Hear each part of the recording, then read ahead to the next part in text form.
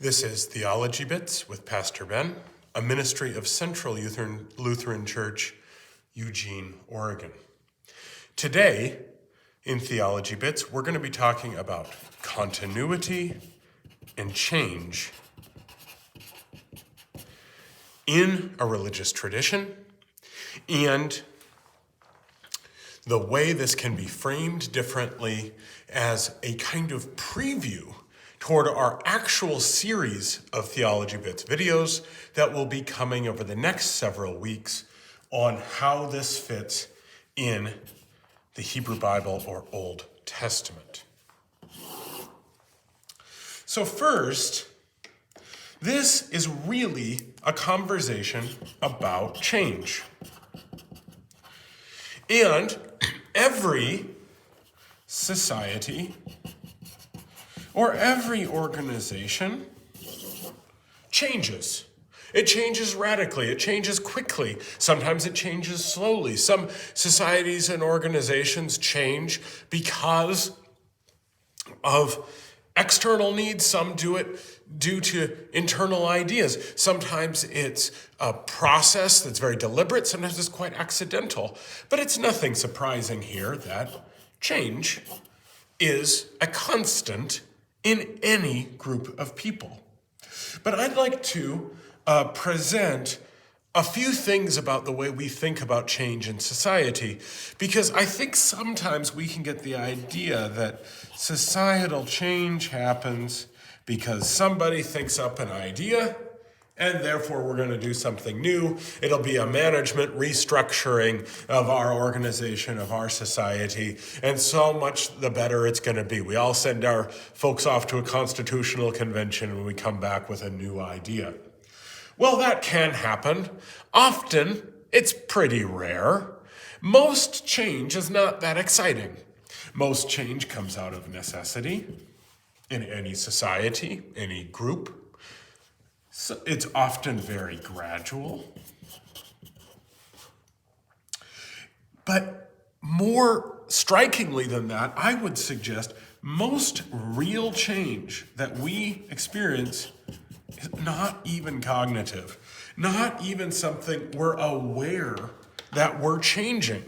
Until we come back later and look backward and say, oh my gosh, look at how different this is from the past. And I'd like to suggest that's because most change in society does not come from ideas, but instead from behavior. People start acting differently. And maybe at first they're not even 100% sure why. It might have been due to necessity, or it might have been a necessity led to a secondary action that may have been very different from what we had, or had different consequences than we really thought were going to be the case. And so it's really, people are now acting in a different way. That's not too surprising. Anyone who's looked at the history of any society, any organization for even a short period of time, you're looking for that change, and frankly, it's often quite unhealthy if it's not changing. There's a variety of reasons for that, but I think that's enough for us to move forward because of the particular challenge that this is for religious organizations and religions. When your organization is based on faith of eternal truths, then change is a far bigger problem. And this, I don't mean to say this as like some tired, lazy joke about how Lutherans don't like to change very much. To say this is a very real problem. If you're saying that what you believe is truth that has come from God, then one understands, well, it had better be the same. And we certainly have that idea. If it is the same God that Abraham worshipped, then doesn't Abraham need to have the same core faith that so did Paul, that so did Martin Luther, that so did we? Or else is that a challenge to the character of this very truth?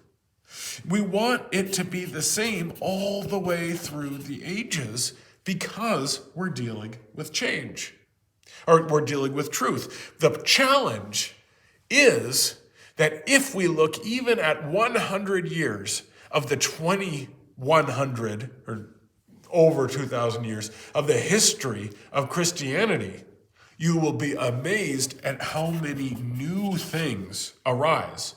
You can call it newness, you can call it change. Those are often just different words for the same thing.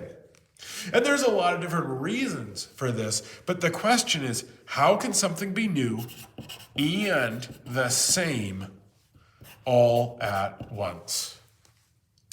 How can you have continuity and change being non-competitive?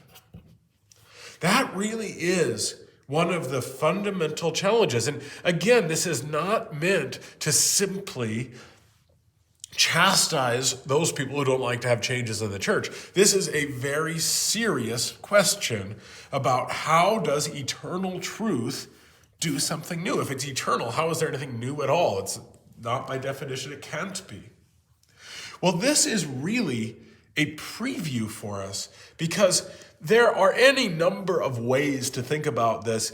I'd like to suggest one of the most productive things that we can look at is the history of the faith of the same God over the Hebrew Bible or Old Testament. In the Hebrew Bible, if we can date Abraham lives somewhere between 2100 and 1800 BC.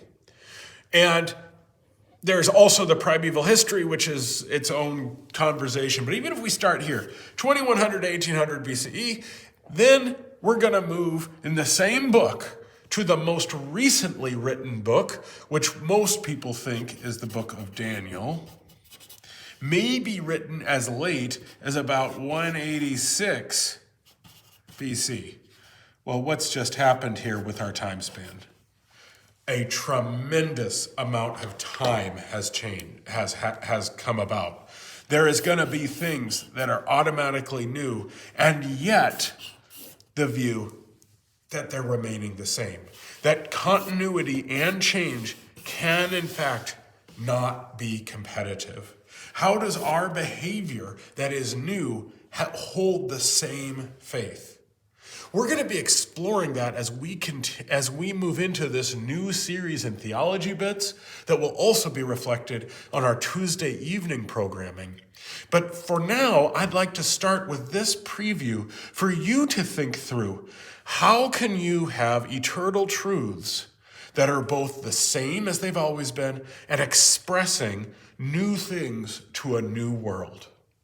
This has been Theology Bits. I'm Pastor Ben.